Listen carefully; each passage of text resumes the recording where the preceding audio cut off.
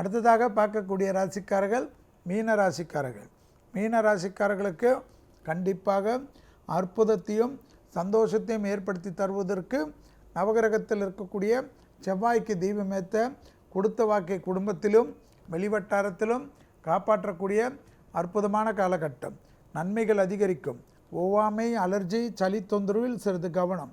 லாபங்கள் காணப்படும். அசையாமசைய பொருள் சேர்க்கை ஆனந்தத்தை தரும். தொழில் சார்ந்த விஷயம் பயணங்கள் அனுகூலத்தை தரும். மன அழுத்தம் ராகுவால் காணப்படுவதனால் நரசிம்மர் காயத்ரி கேட்க கேட்க மன அழுத்தம் தீர்வது கண்கூடாக பார்க்கலாம். குடும்பத்தில் அந்யோன்யம் அதிகரிக்கக்கூடிய குரு பார்வை காணப்படுகிறது. எனவே பிரிந்த தம்பதியினர் ஒன்று சேரக்கூடிய பிராப்தம். உத்தியோகம் சார்பாக, தொழில் சார்பாக, வியாபாரம் சார்பாக, படிப்பு சார்பாக குடும்பத்தில் காணப்பட்ட இந்த பிரச்சனைகளெல்லாம் நிவர்த்தி ஏற்படுத்தக்கூடிய நல்ல காலகட்டம். எதிர்பார்க்காத இடத்திலிருந்து நல்ல செய்தி கிடைப்பது, ஆச்சரியத்தக்க அளவுக்கு முன்னேற்றம்.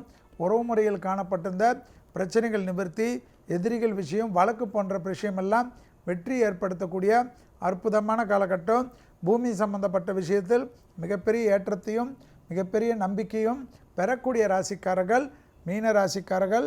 இடம் மாற்றத்திற்கு உண்டான தைரியத்துடன் செல்லலாம். புது தொழில் தொடங்கலாம். அடிமை தொழிலிருந்து தனிப்பட்ட தொழில் தொடங்கலாம் என்று நினைத்து கொண்டிருந்த மீன ராசிக்காரர்கள் 7.5 சனியாக இருந்தாலும் தைரியமாக அதற்கு முக்கியத்துவம் கொடுக்கலாம். திருமண தடைகள் பரிபூர்ணமாக நிவர்த்தி. குலதெய்வத்தை பிரார்த்தனை செய்துவிட்டு திருமணத்திற்கோ புத்திர சந்தானத்துக்கோ எதிர்பார்த்து காத்து கொண்டிருக்கக்கூடிய மீனராசிக்காரர்களுக்கு டக்கு டக்கென்று கை கொடுக்கக்கூடிய அற்புதமான காலகட்டம். எல்லா காரியமும் ஜெயம்.